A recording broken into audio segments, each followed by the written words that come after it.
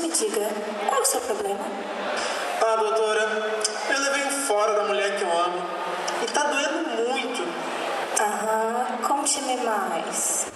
Ah, eu sempre fiz tudo o que podia por ela. Fui um cara presente, legal, amável.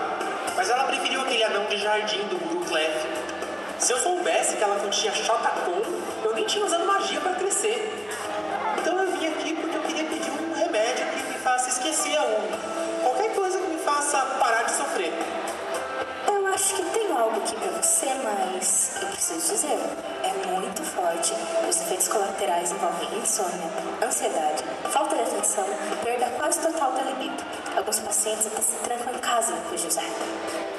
Olha, se me fizer esquecer a Umi, eu topo. Bem, está nessa caixa do seu lado. Boa sorte.